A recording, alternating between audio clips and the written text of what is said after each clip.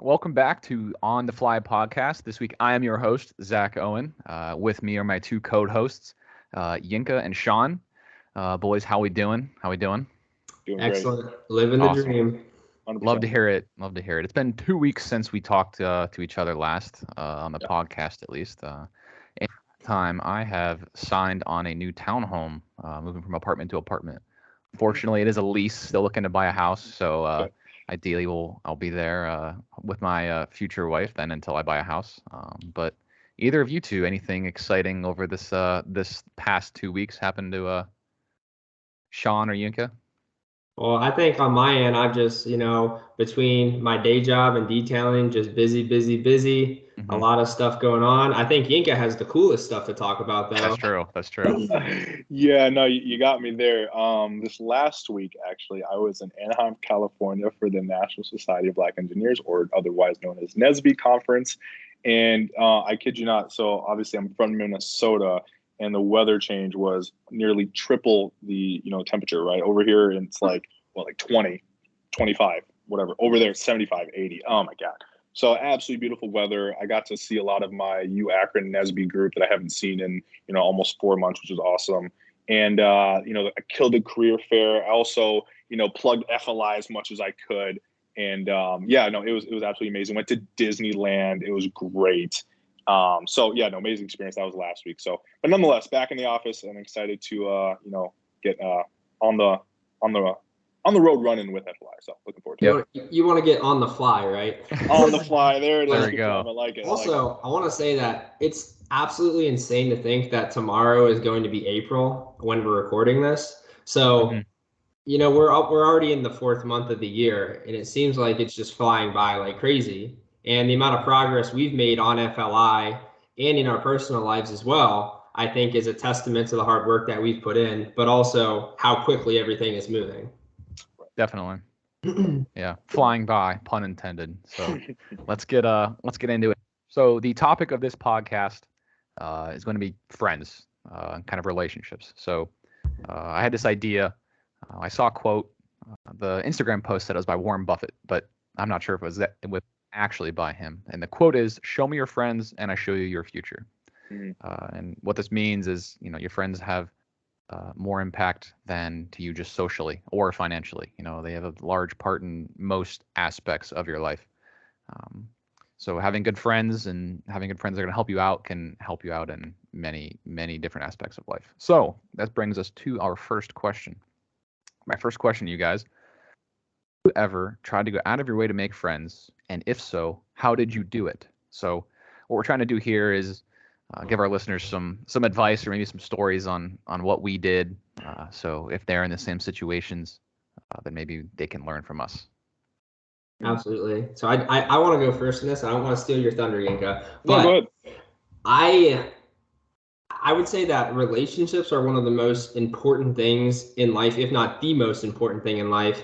And this is something that I realized probably 4 years ago when I started my co-op that is now my full-time job, and going from engineering roles that were on like manufacturing design side, I didn't really understand the benefit of relationships, but going into a sales engineering role, it is stressed upon me every single day. So, it's my job to make friends and build relationships every single day I go to work. And it doesn't stop whether I'm in the office all day or if I'm out visiting customers all day. Like, my job is to build these relationships so that I can do business with people I am friends with, but the people I'm doing business with can be friends with me too. So it's an enjoyable experience. So towards your question, Zach, I seek out friendships and relationships every single day, and it's my job to cultivate those. And the ways I do that are kind of tails into how the sales process and building rapport works, because we all know that we enjoy talking about ourselves. Everybody agrees that that's a true point. You can, if someone asks you questions about your life and you get to talk, you feel really good about yourself. And that's what goes into building relationships. You want to ask people questions so they can talk about themselves and talk about the things that they're passionate about. And as you're listening to them and you're receptive to them, they feel good because they're like, wow, this person really cares to listen to me and they're interested in what I'm talking about. And that's part of sales, but that's also part of being a good, a good friend and a good person in a relationship. So we all know people that when you're talking to them, they only want to talk about themselves. And how does that make you feel? It makes you feel like this person's boring to talk to because they only care about themselves. They don't want to ask me anything. And that's the thing though. Not many people like understand that. So if you can look at it from kind of a heightened sense of awareness almost, that in order to have good conversations, you have to listen and ask questions. None of those involve talking about yourself, unless of course you're asked. But I would say in building relationships and friendships, caring about the other person, wanting to help the other person, but also asking questions and listening to what they say. Because there's a quote I hear all the time: you have 2 ears and 1 mouth for a reason. Mm-hmm. And that's 100% equitable to relationships. Yeah, no, that's great. It's funny that you actually just referenced that quote because I was just about to reference it myself. There's a reason why you have 2 ears and 1 mouth. You're supposed to use them in that ratio, right? But no, nonetheless, right? I think another quote I'm going to add to the group of quotes we've already been, hitting very good with is, again, you are the average of your 5 friends, right? Or the 5. It doesn't even have to be friends, but 5 closest people to you. Or you don't even have to know them. You can even be, people that you follow, what have you, right? The question was that I really want to tap into is, have you ever gone out of your way to kind of, make friends, and how did you do it? Again, for me, people find and love to find, similarities with other people, from themselves, right? So again, going back to that quote, you're the average of your 5 people around you. Let's just say for me, for example, I'm huge into when I was back at at school, and I think this might be a question later on down the line. Who knows? But when I was back at school, I tapped into table tennis and spike ball and soccer, right? So kind of how I went about going and finding friends was finding people who were also interested in those 3 sports or anything, right? So if I want to kind of engage with more people who are interested in what I'm interested in, I'm going to make friends with people who are interested in what I'm interested in, right? So that's kind of how I go about making friends. And that also applies to, how I go about, improving my life. Obviously, you guys met you guys and I, we're good friends because we are on the journey of improving our own individual lives. So it's like, why can't I, also work with you guys and kind of feed off each other so we can all improve our own individual lives, but also as a collective because, we're friends and working together, right? So really, I like to find people who are like-minded and, like things that I like. So then we can, kind of indulge in those things or grow within those things together. And kind of, again, how I go about that per se, whether it's, let's say, those 3 sports I mentioned before at school, I would, go to those types of environments and start engaging with people in conversation. If you guys don't know me already, I'm very much a sociable person. I can strike conversation with just about anybody. But the barrier to entry of that conversation is that much more easier when you have a similarity or a commonality, right? So for me, one of those things that I love, kind of tapping into is why do you love what you do? Why, or, let's say the thing is spike ball. Oh, how'd you start getting into spike ball? Or why do you enjoy spike ball? Or why do you enjoy finance? Why do you enjoy your fitness? Da, da, da. So then we can also maybe correlate each other's whys with each other, right? So then when we both have kind of intertwined whys, it's like, oh, okay, maybe we can be accountability partners. And then within that accountability partner journey, we become friends, right? So again, really to answer that question, I love, tapping into those niches that I'm already interested in, making friends within those niches, and now start to understand, hey, why did you get into that niche in the first place? Was it similar to why I did? Oh yeah, let's become friends and let's say accountability partners and maybe go on this journey together. Right. Gotcha. Great points from you both there. I like it. So you guys both had some kind of points and stories that related to some financial stuff, a little bit of, just general social interactions. I'm kind of going to more touch on just plain old social. If you move somewhere new, you go to college, Right. So that's kind of my experience. When I moved here, where I am right now in my apartment, I was moving from Akron, where I went to college, and I knew no one in the area where I am now, right? So I moved into this apartment. I'm looking for just, people to hang out with, people to know around. And I want to have friends outside of the people that I have known from school and from my hometown and at work. I want to have friends just because I meet people. And so I noticed that there were this group of people my age that played at a volleyball court at my apartment complex, right? I'm thinking, oh, that'd be awesome. I'd love to do that. But they all seem like they know each other. I don't know how to I don't know how to insert myself normally in a social and acceptable manner, right? I don't want to just walk up and be like, hi, can I play? I see what you're saying. So a common theme I find in making friends and relationships in general is just be there, right? So whether this goes for making friends or if you're trying to find a boyfriend or girlfriend, just be there. If someone invites you to something, it'd be so easy to just be like, oh, I don't know anyone. It'd be so easy to just not go and avoid the awkward social interaction. I don't have to. I can so easy make up an excuse. Just go. You have to have the awkward beginnings to almost every relationship, whether it's a friend, a close friend, a significant other. You're gonna have that. So you just be there, just go, right? Right. And so kind of on the other side of things, if you are that person that's doing the inviting and someone says no, keep inviting them. They could have just actually been busy and actually wanted to hang out and make friends too. So if you get an invite, go. Deal with the social awkwardness. Deal with the I don't want to do it. But I digress. So my story. Yeah. I was all these people. I wanted to be friends with them. They all seemed pretty cool, athletic, big group of people playing volleyball. And so I just was going to be there, right next to this volleyball court were grills. So I noticed a couple of days a week they'd play. So I hang out, make hamburgers for dinner, while they were playing. And so if you're there and you just be there, you're going to have events that you can play off of and introduce yourself and talk to them too, So, sure thing, I'm there grilling and the ball bounces over and I pick it up and talk to them. We get to talking, introduce ourselves, hey, I just moved in. I'm looking for things to do. Do you guys need another person like next week or next time you play? They said, yeah, sure. Come on out. This time, this day. So luckily enough, I showed up and one of them recognized me and said, hey, good to see you. I'm glad you came back. So, got to play with them. I still know them, still pretty good friends with them. So, I guess in summary, what you want to do is you want to be there. And to touch on the point again of not wanting to go, but just doing it. Just recently, my supervisor at work asked me, hey, he said, you play basketball? I said, yeah, I'd love to play basketball. So, great. I'm playing with some guys. It's 6 to 7 a.m. a couple days a week, starting next week or so. And I said, oh, my God, I'm a half hour, 40 minutes from work to get up at 5, if not earlier, So working from home is nice. You get to, sleep in a little bit extra, get, some extra time in bed. But, just be there. I got to be there. I got to go do it. I got to get up, make the drive in, play early. Right. But yeah, and I think too that, along with being there, the other thing too is all you have to do is ask.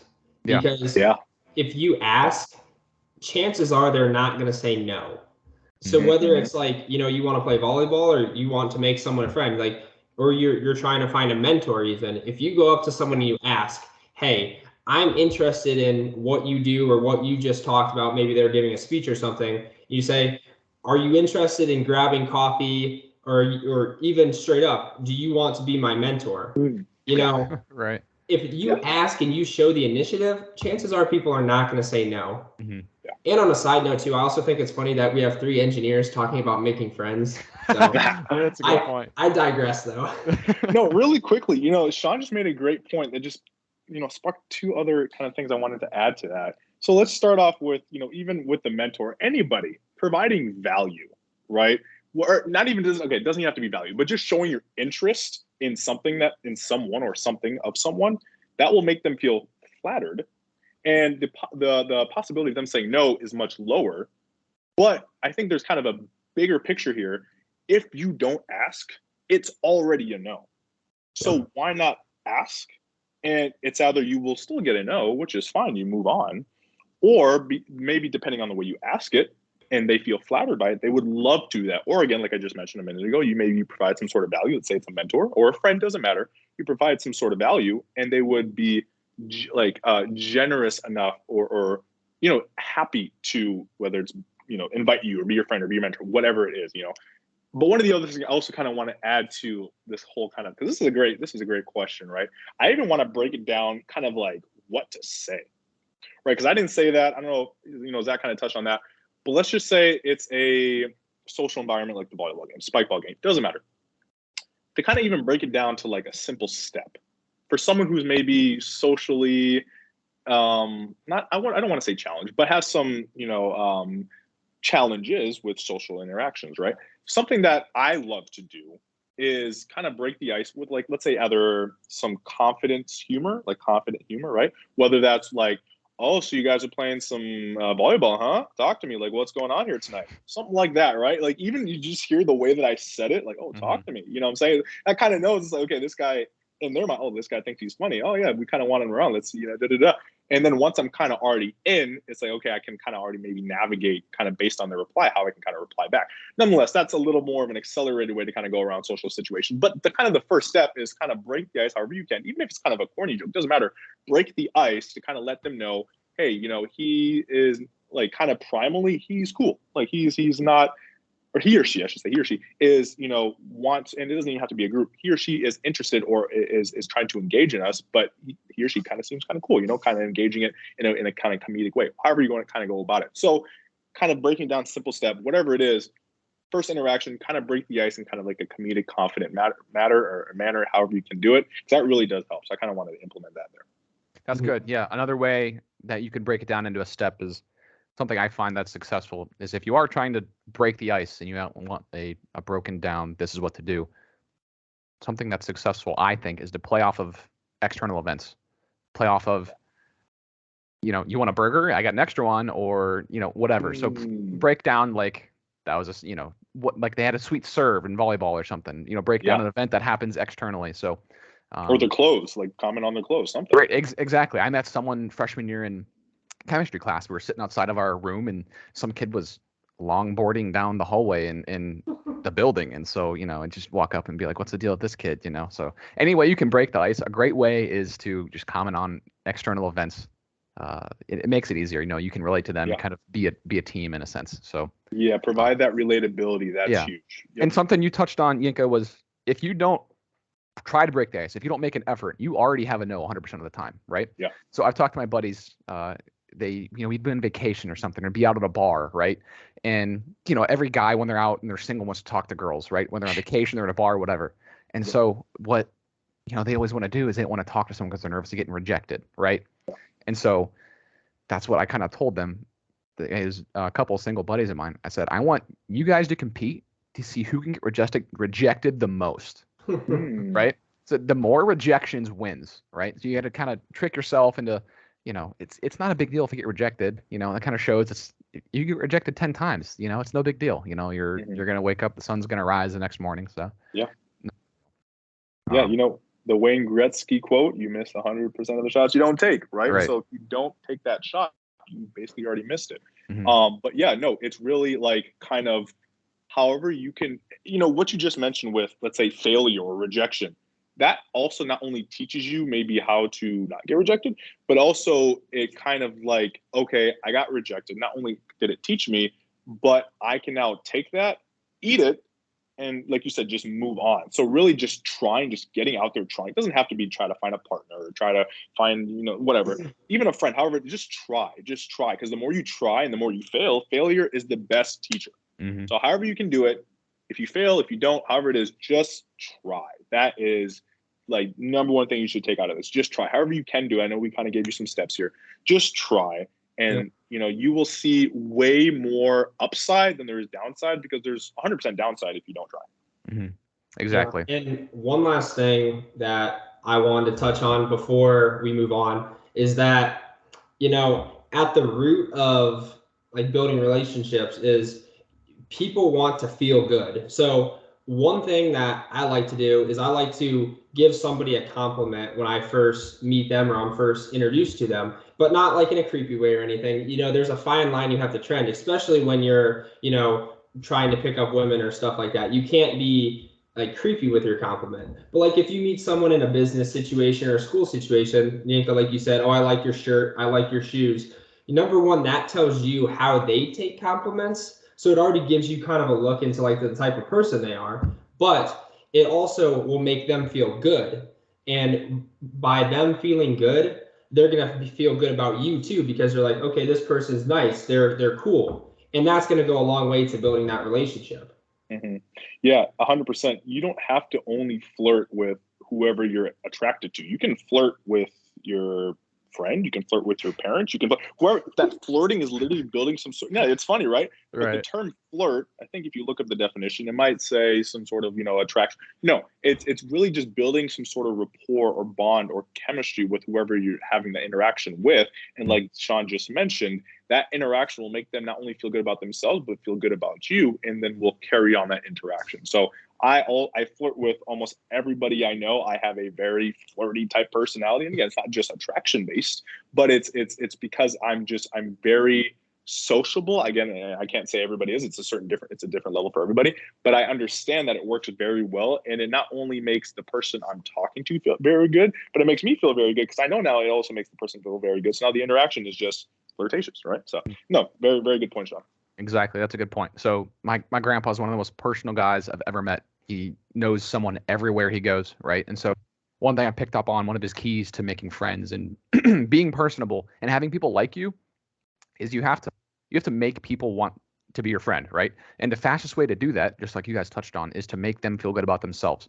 If you talk to someone and they walk away from that interaction feeling good about themselves, and saying, wow, I talked to this guy, I had an interaction with him, and it was great, and I'm feeling great about myself, they're going to want to be your friend, right? If you can interact with someone and instead of trying to break down the wall and you create a friendship, if you can say something or do something that makes them feel good, you're creating the want and the need for them to be your friend, right? Yeah. You're doing the work. They're doing the work for you at that point, right? So if you can set yourself up for that, then you're going to find yourself being a lot more personable and making a lot more friends, right? So absolutely that brings us into our next question. We kind of touched on this already.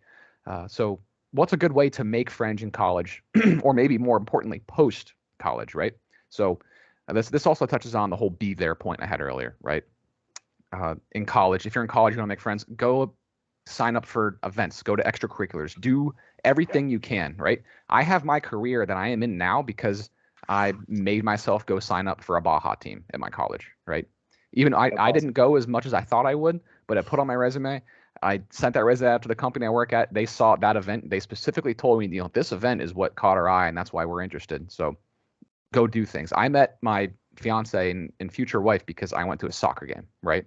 So just different events at college. I'm because I went to class. If I skip that class, I might not be here. My life could be totally different. So sign up for things, go to sports events. It's just stuff like that. It's weird to think about. Had I not signed up for that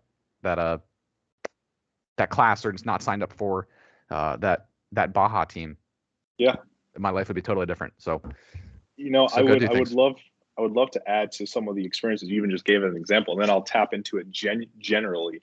But just for example, how I met Sean, funny story, is I was actually just emailing, Miss Schindewolf earlier today for, class registration and whatnot. But I was letting her know kind of what has come out of that interaction with Sean in October. And I shared with her I should have tagged you guys or CC'd you guys in the email, but hopefully something will come out of that. And actually FLI will blow up more than I actually thought of with CEPS and maybe UA as a whole. But I was telling her from that interaction that I think it was sent out through like a CEPS email or UA email, but it must have been CEPS because it was a CEPS financial literacy event. She was saying that, and because I already have genuine interest in financial literacy, I'm like, I already know I'm going to go. And I don't know who Sean Lacey is at the time. And I was like, So I think I met with Miss Schindewolf in person for a different reason, but I also brought up that email. Like, Miss Schindewolf, I saw you sent an email about financial literacy. Can you tell me what you know about the Sean Lacey guy? And she's like, yeah, he's a recent graduate, and he's doing great things, and he's actually speaking, and he knows a lot about this. Da, da, da, da. I was like, oh yeah, I'm definitely going to be there, and I'm also going to reach out to Mr. Lacey on LinkedIn, which I did. And I told him, I told her that I would tell him that I'm looking forward to the event. You're going to count on me, going to be there, da, da, da. And lo and behold, a couple of weeks later, I was at the event. And unfortunately, there was maybe less than 15 people because people don't understand how amazing financial literacy is or how amazing Sean is. But hopefully with FLI now, they will understand both. But, from that email, like from just the interactions or the chain of events that happened, I kid you not, I almost didn't go to the event. I didn't tell Sean this. I almost didn't go to the event because I was studying for an exam the next day. And I'm like, no, one of my mentors told me you take and this is a whole nother thing people need to start taking notes of if you're listening in, take every opportunity that comes your way.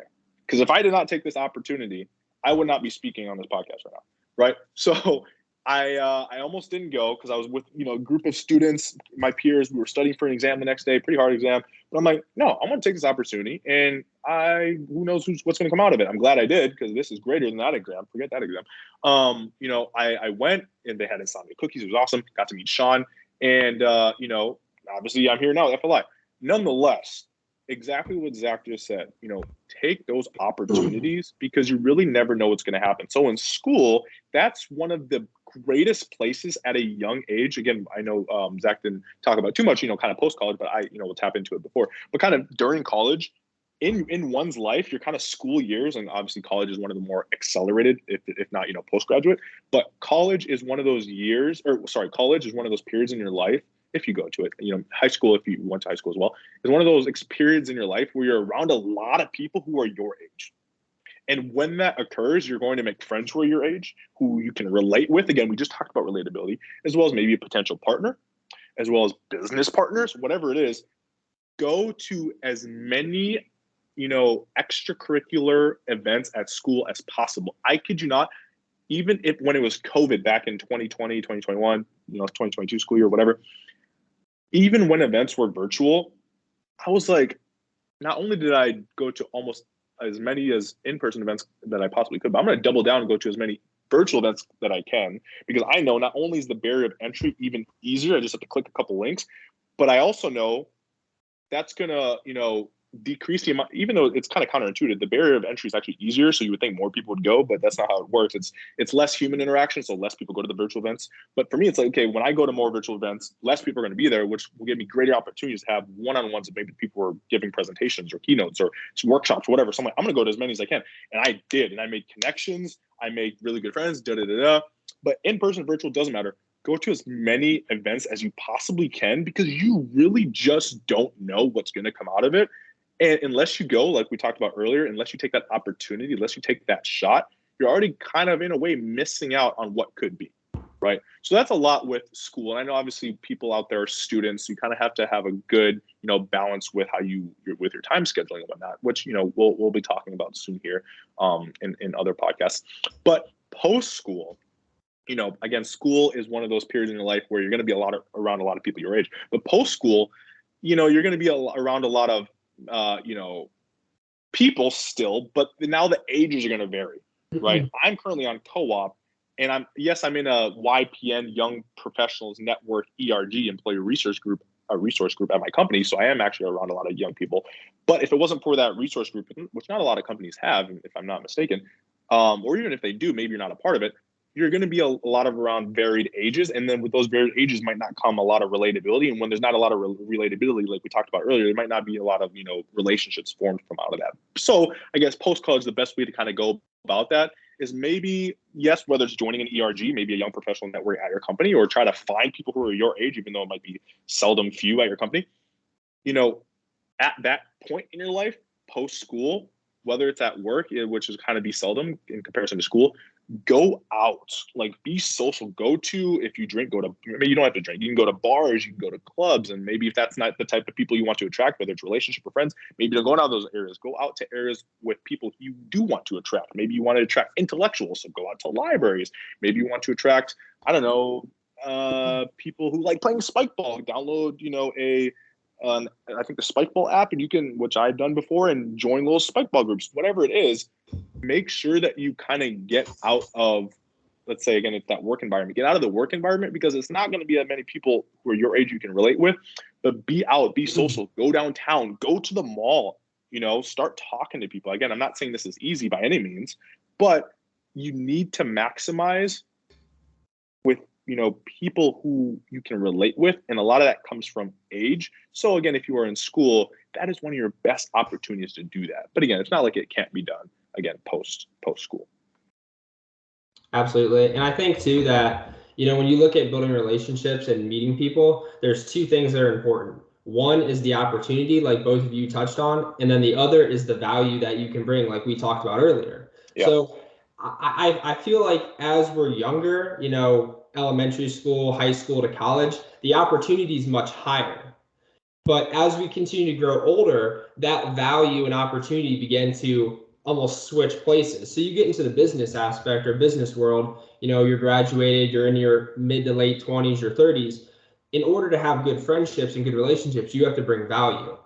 Yeah. So if you maximize the value you can bring, you have the better opportunity to create more friendships. And along that aspect, like you talked about with Stephanie and getting to know me in this event, building relationships with people will lead to more relationships through referrals and recommendations. So if you treat people well and you bring value, they're going to tell other people exactly what you do. And then they're going to already basically introduce you to the friendship and the relationship, and you don't even have to do as much work. So it's basically like, passively building relationships. Yeah. Yeah. And what that actually just brought me to just another quick point. Two really. The first one is a quote, which is, again, I might have mentioned this to you guys, but it doesn't matter what you know, doesn't matter who you know, but what matters is who knows you, who's saying your name in rooms that you're not in. Because when that happens, you're going to be known and opportunities are going to come your way because people now know you, right? I have the same birthday as Bill Gates, and I know who Bill Gates is, but Bill Gates doesn't know me. If he did, that would be a whole different story, right? So that's kind of the first point. The other thing is, right, kind of relationships, whether it's friendships, business partnerships, or even like romantic relationships. Every single relationship is an equal value exchange. It should be give and take. You provide, they provide, you receive, they receive, right? It wouldn't be in any kind of relationship. It wouldn't be a good relationship if it's a value loaded exchange. If one individual is taking too much when the other individual is giving too much, right? It should be an equal value exchange, whatever that means, right? It doesn't just have to be, physical stuff. It could be, enjoying each other's company. It could be, giving each other accountability, whatever it is. It should be it should be an equal value exchange so that both parties, whatever kind of relationship, can benefit from that. And when both parties benefit, the relationship will thrive and want to continue. Exactly. Great points. I want to bring up a point. So Metcalfe's law is the essentially the formula that dictates the value of a network. And long story short, the more connections in that network, the more value it has. And it's an inverse square root, math thing where the more, long story short, the more connections, the more things that are in it, the faster the value skyrockets, right? So from 1 and 2, it's not very valuable, but then as soon as you get to 3 and 4 and up, the amount of connections that are going to happen between 4 people is like 16 connections, right? Because you have connections between each of the people together. So the more connections, the more people there are, the more connections you're going to have, the faster you're going to grow those, like Sean was talking about. You're going to start making friendships almost passively by having more people that know you and know of you, stuff like that. So yeah. Oh, I'm sorry. This is such a good conversation because really off that, if you guys, I think if it's not I'm pretty sure it's a book, but it's called The 6 Degrees of Separation, if I'm not mistaken, right? And I think what that book represents or talks about is that whatever, degree, it says degrees, but I think it's literally like you are 6 people away from your network knowing the president. Like you think about that, like someone who knows someone who might, and you might not know those people who let's say you know someone and that person knows someone that you don't know, whatever. But out of your network, there's someone that that knows someone who knows someone who knows someone who knows someone who knows someone who knows someone who knows the president. You know what I'm saying? Stuff so like that. That's how crazy that works. So whatever kind of niche or area you want to get into, start getting in those areas, and you will start to see that your network will become more valuable because now there's going to be people that you're attracting or getting into your network that knows maybe people who are greater than that person or you know what I'm saying? So kind of that 6 degrees of separation, but also kind of the last thing I wanted to bring in, which is also maybe a little bit counterintuitive or kind of, contrast to what I just talked about, is there's another quote out there that when your circle decreases in size, that also means it increases in value. But that probably comes from someone who has a wide range, like a wide network, or maybe they're trying to slim their network, right? Because you want to focus on quality, not quantity, right? I may have 1,000 plus LinkedIn, connections, but do I talk to these connections every single day? No, obviously.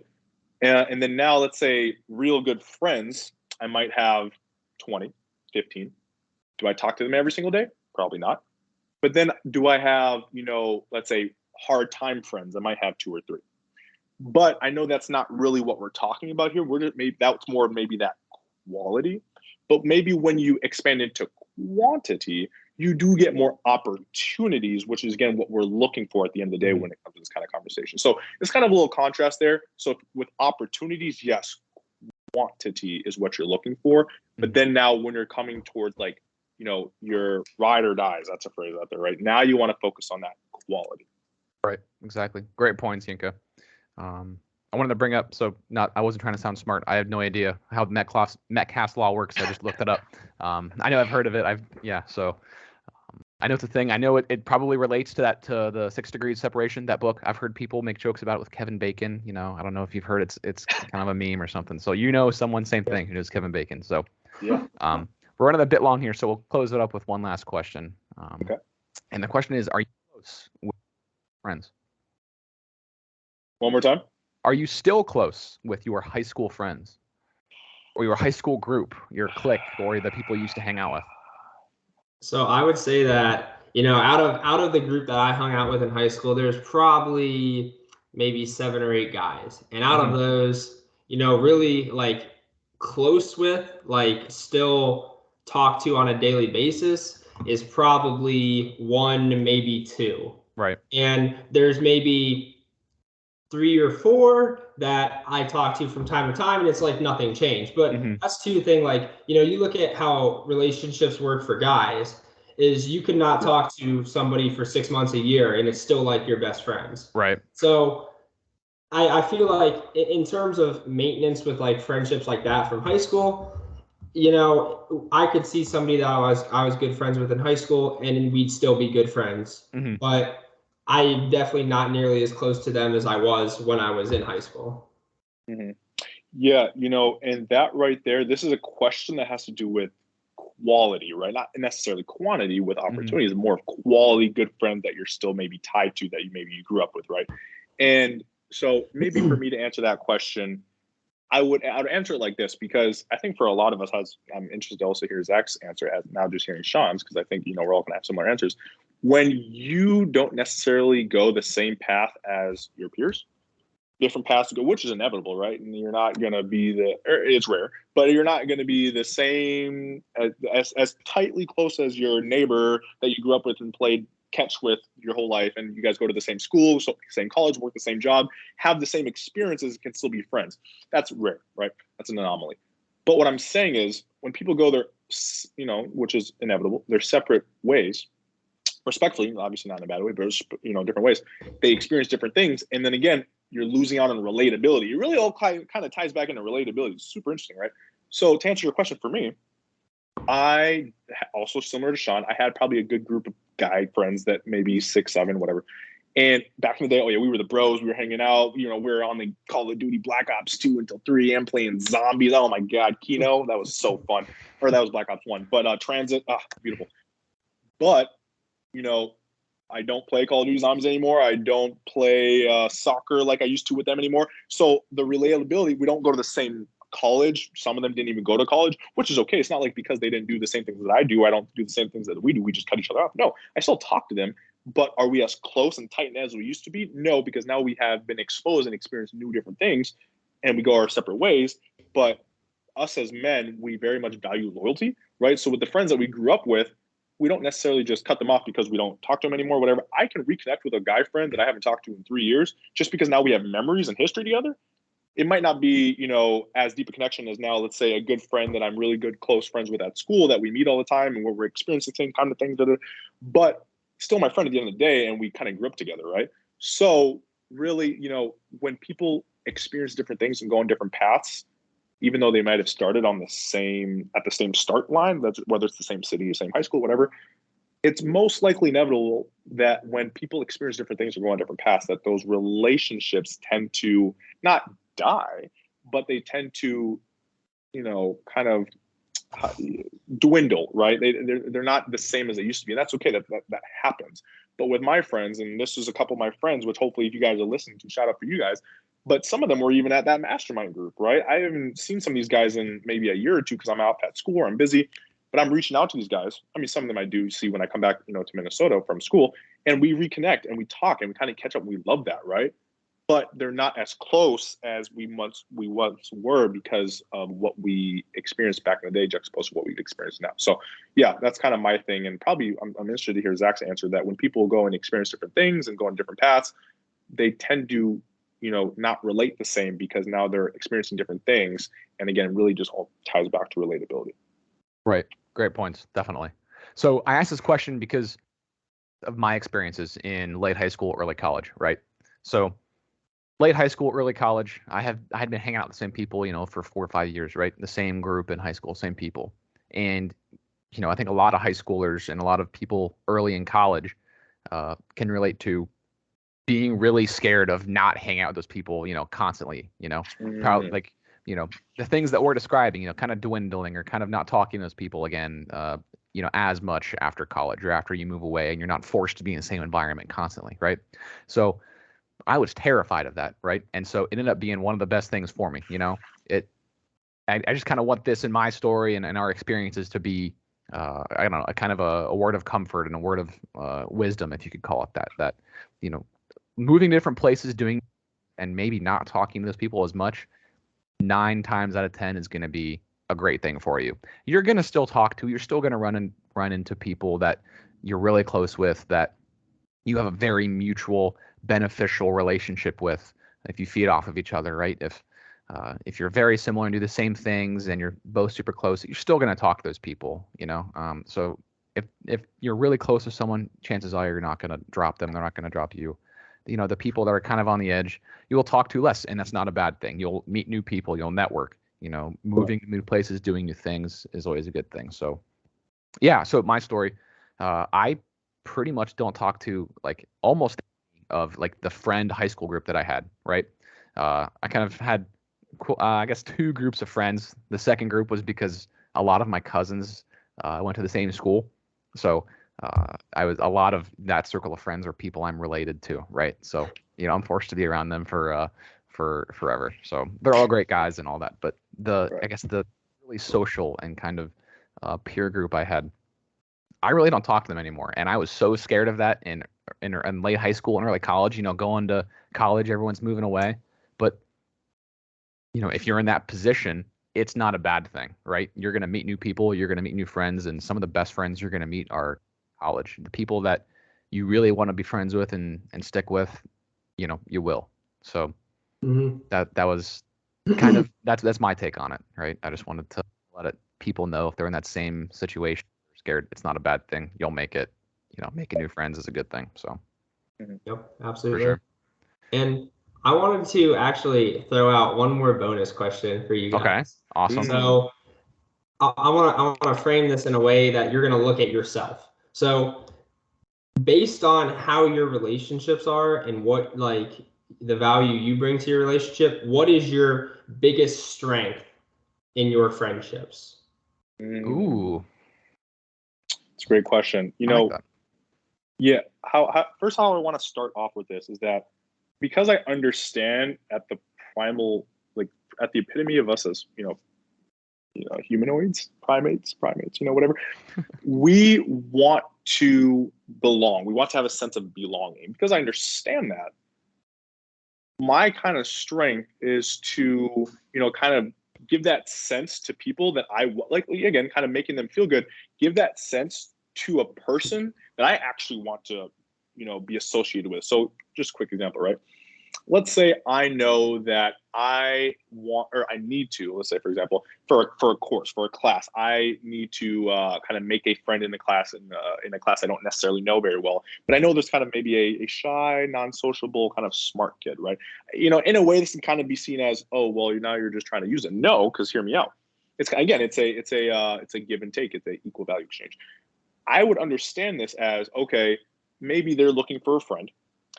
I also want this relationship not only to have another person in my group, a friend group, build a friend, but also they're also going to provide value for me. And how I'm going to provide value for them, because I'm looking out for them, maybe to help me with this class. I'm going to provide value for them because I'm also going to, engage them in conversation, make them feel good. It looks like that's something that they're needing or they're wanting or they're longing for. I'm going to provide that, right? So for me, I know kind of my strength is I kind of play chess with this because I know obviously that was kind of a little example. I kind of provide value, like we talked about earlier, for someone that I want value from. Mm-hmm. And because I know that, it works very well. Right. That's a great point. That's kind of a little short and sweet answer that I know. Definitely. So you can do that. And if you're sitting there listening to this thinking, oh, I don't know, have value. I don't, have something that I want or something that I can give to be transactional. If you do, that's great. If not, you don't need to, So a lot of the things people are looking for is just to have a good time, to have someone who makes them feel good. It can be as simple as that. If you don't have something or need something as transactional, like you said, as an equal value exchange, it can be as simple as just making, having a good time. I'm a decent golfer, and I've gone on kind of business, golfing events, and I've had people come up to me and be like, dude, I'm invited to this, but I'm not that good of a golfer, right? So do I go? Am I going to be a pain? And I've told a couple people this. No one cares, how good you are at whatever you're doing. If you're a good time to be around, that's all they care, right? A lot of times, it doesn't matter if someone's the best golfer in the world or the best golfer at the business event, and they're an ass, no one's going to like them, right? No one no one cares how good you are at golf or how good you are at whatever you're doing, how good you are at cornhole, right? So be a good time, be fun to be around, don't take things too seriously. Mm-hmm. That can be a strength in itself in making friends and being in a friend group. Right. Absolutely. Both excellent answers, guys. So my thought process on the strengths that I bring to relationships is my network. So my goal is to be the person that everybody else knows is like, if you need somebody that does something, go to Sean, ask him, and he's going to point you in the right direction or connect you with somebody else that's going to help you out. I might not have all the answers, but I know someone who does. And my goal is to be the person that other people come to when they need answers, and then I can point them in the right direction. Because not only am I helping them, but I'm also helping the other people that I'm connected with, because maybe I throw business their way, I throw people to be friends with their way, stuff like that. So being kind of that point person for connections is the strengths that I bring. Right.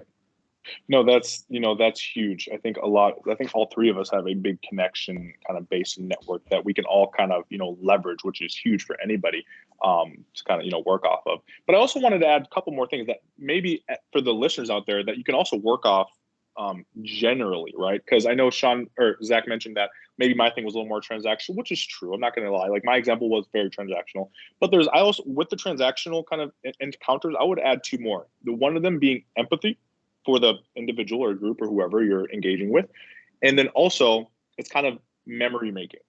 Let me tap in really quickly, right? I'll start with memory making. With me, let's just say a romantic partner, for example, or it could be a friend, whatever, but I like to tap into the romantic partner kind of sphere here. With a romantic partner, I think it's very awesome, not only to have a great time, like Zach mentioned, but to create a memory with an individual that will last a lifetime. And when someone, maybe, let's say it's a partner or a friend, I know I'm talking about partner now, but maybe, okay, I'll give you a quick example, right? Let's say my partner and I were to, I don't know, go to a county fair or a state fair or whatever, and we were to have a great time, make amazing memories. The next time she goes to that same county fair or state fair and I'm not there, she's going to remember me because we had that great time, right? That's why there's a reason you smell, let's say, your partner's perfume or cologne, or any smell for that matter, and that brings you somewhere. Or that's why you remember songs so well, because long-term memory is connected to emotion, right? So when I said memory, it's really kind of building emotion, but it actually kind of goes into, in a way, kind of empathy. Maybe not so much. I'll tap into that in a quick second. But kind of building rapport or emotion with that individual, genuine. Obviously, again, I talked about transactional earlier. I'm not saying that example couldn't be emotional, but for the example, it was a little bit transactional, I'm not gonna lie. But kind of building more an emotional rapport, chemistry, or bond with that person can only, build that relationship for the better, right? So that's kind of a thing I also want to bring in, the emotion or memory. The last thing is empathy, right? Genuinely, I'm not saying the other two transactional, but I'm not saying that the other one isn't kind of being empathizing with that person. But when you're able to empathize or put yourself in that person's shoes, and again, in a way, make them feel a certain way. So I guess it kind of, again, goes back to memory or, emotion. You're able to build that like genuine connection where it's not transactional, and it may not be like great memory making, but let's just say a friend comes to you with hard times and you're able to be that ear for them. That right there will build a genuine connection. Like, hey, you know what? Yinka is the person I can tell something to, or someone, tell something maybe hard on me or hard on myself to, and he is, going to help me through it. And that connection is going to be like super strong because it's like, okay, now I know who to go to if I'm going through something. I have friends like that, and I have friends who I do that with.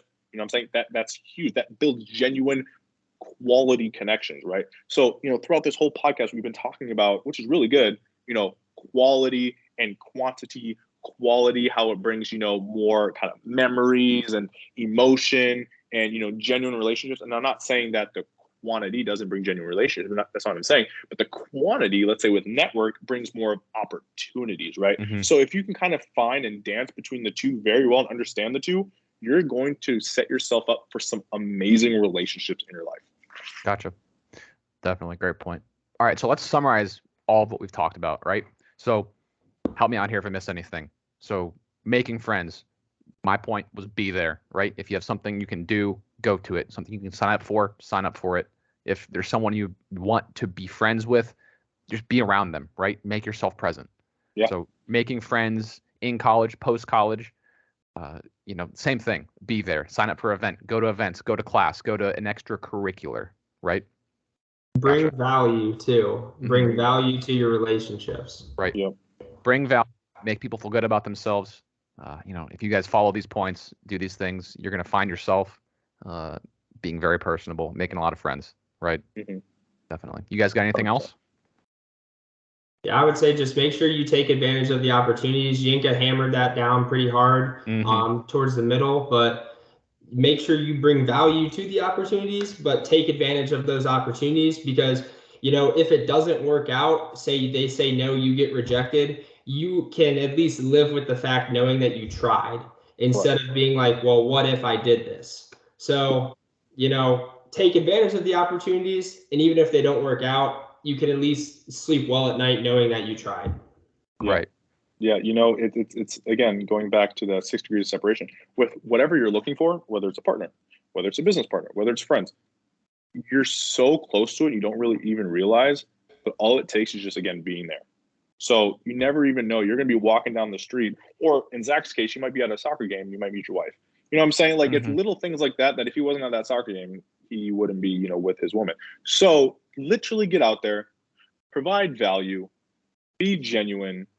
Maybe if you can read some books on maybe social skills, whatever. I think it's How to Win Friends and Influence People. That's a great book.